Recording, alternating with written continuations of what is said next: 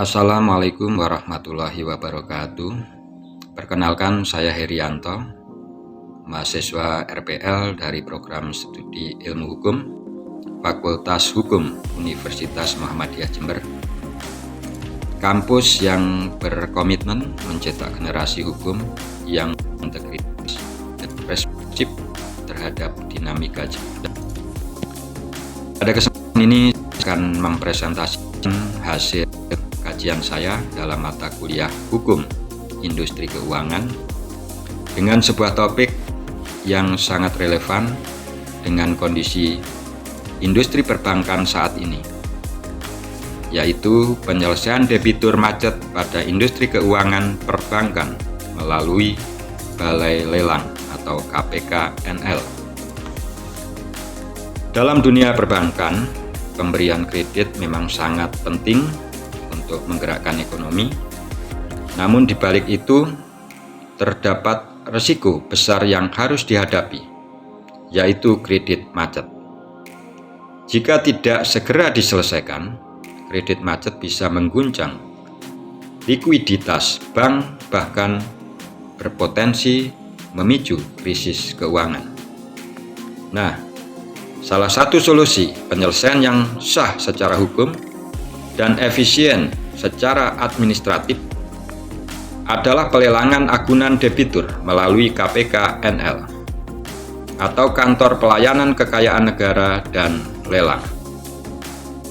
Metode ini diatur dalam Peraturan Menteri Keuangan Nomor 213 Tahun 2020 dan menjadi fokus utama dalam kajian saya kali ini. Kajian ini menjawab 3 hal penting.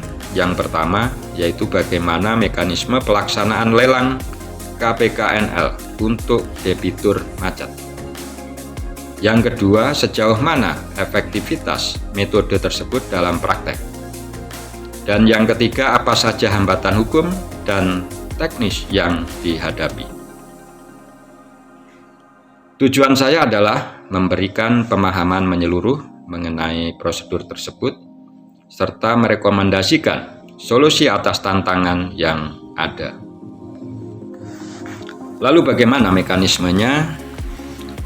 Ketika debitur wan prestasi, bank menyerahkan agunan kepada KPK-NL. Selanjutnya, KPK-NL mengumumkan dan melelang aset tersebut di situs resmi lelang .go.id. Nilai aset ditentukan melalui appraisal independen, dan hasil penjualan digunakan untuk membayar kewajiban debitur.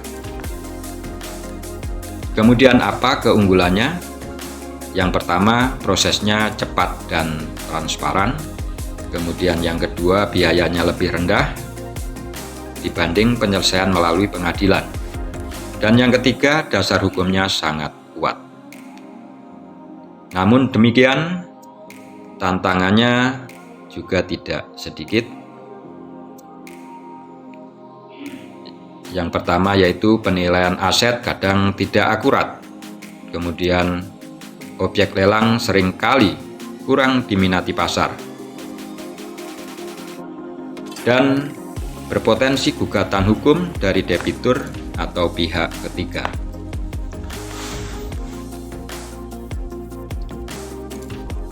Kemudian di lapangan, pelaksanaan lelang juga bisa mengalami kendala.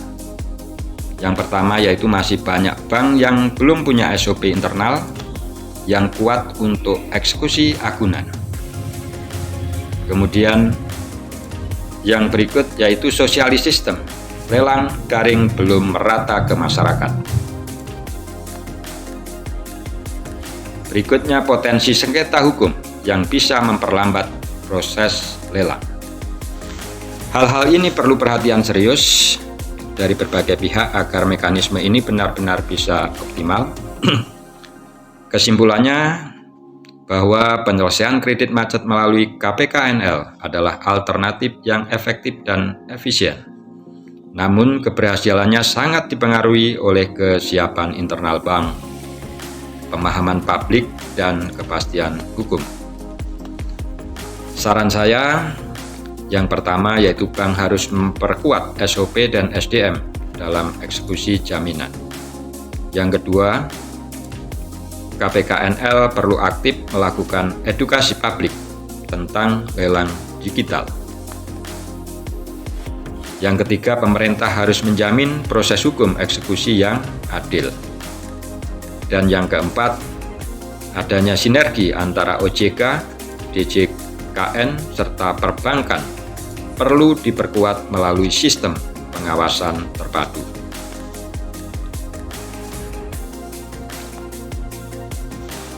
Sebagai mahasiswa hukum Universitas Muhammadiyah Jember, saya percaya bahwa hukum yang kuat adalah pondasi dari sistem keuangan yang sehat. Mari kita sebagai generasi muda hukum ikut menjadi bagian dari solusi atas tantangan industri keuangan Indonesia. Terima kasih atas perhatiannya. Wassalamualaikum warahmatullahi wabarakatuh.